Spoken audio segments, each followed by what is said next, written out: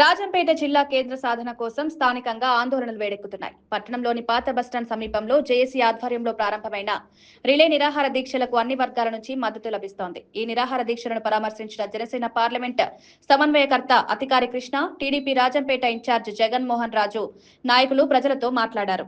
ఈ సందర్భంగా ఇద్దరు తెలిపారు, రాజంపేట ప్రాంతం ప్రజా సౌకర్యాల పరంగా అన్ని విధాలా జిల్లా కేంద్రానికి అనువైన ప్రదేశమని, పదకవిత పితామహుడు అన్నమయ్య జన్మస్థలం కావడం, రైల్వే లైన్, మైన్స్, విలువైన ఎర్రచందనం, నేషనల్ హైవేలు, పుష్కలమైన నీటి వసతి ఉండడం వంటివి రాజంపేటను ప్రత్యేక స్థాయికి తీసుకెళ్తాయన్నారు.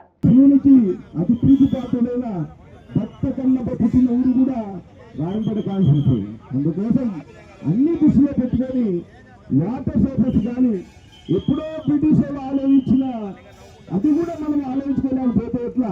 బ్రిటిష్ వాళ్ళు ఆ రోజు ఆలోచించి ఒక ఆర్డీఓ ఆఫీస్ కానీ, ఒక పెద్ద ఆసుపత్రి కానీ, ఎంఆర్ఓ ఆఫీస్ కానీ, ఎంపీడీ ఆఫీస్ ఎకరాల్లో ఆ రోజు నిర్మించబడింది. ఎందుకంటే ఇది అన్ని రకాల వసతులు గల రాజంపేట అని అప్పుడు బ్రిటిష్ కాలంలో బ్రిటిష్ వాళ్ళు గుర్తించారు.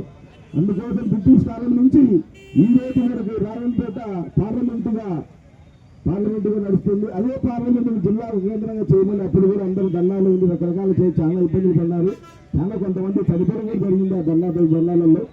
ఈ రోజు అది గుర్తు పెట్టుకుని మా పాలకులు ఇప్పుడు మా నారా చంద్రబాబు నాయుడు గారు కానీ, శ్రీ పవన్ కళ్యాణ్ గారు కానీ, మీరంతా బీజేపీ నాయకులు కానీ మీరు ఆలోచించుకొని అందరినీ మా అభ్యర్థన ఈరోజు రాజంపేట జిల్లా కేంద్రంగా చేసి మమ్మల్ని అందరినీ, మా ప్రజలందరినీ, మా రాజంపేట బిడ్డలను మరి కోరుకుంటున్నాం. ఇవన్నీ సంతోషపడాలని ఆలోచిస్తున్నాం. నిజంగా ఈరోజు ఎక్కడ చూసినా అన్ని మండలాల్లో, అన్ని ఊళ్ళల్లో మేము ధర్నా చేస్తాం, మేము నిరాహార దీక్ష కూర్చుంటాం. రకరకాలుగా ప్రజలు రోడ్డు మీదకి వస్తున్నారు. ఇంత ఉందంటే కేవలం బాధ్యతలు రోడ్డు మీదకి వస్తున్నారు. అవన్నీ గుర్తుంచుకొని మమ్మల్ని అందరినీ ఆలోచించి మా పెద్దలకు, మా పార్టీ పెద్దలకు అందరూ వినియోగించుకోవడం ఏమంటే పదే మాకు రాజంపేటను జిల్లా కేంద్రంగా చేసి అన్ని రకాల ఇబ్బందులు లేకుండా చేయాలని కోరుకుంటున్నాం. Thank you.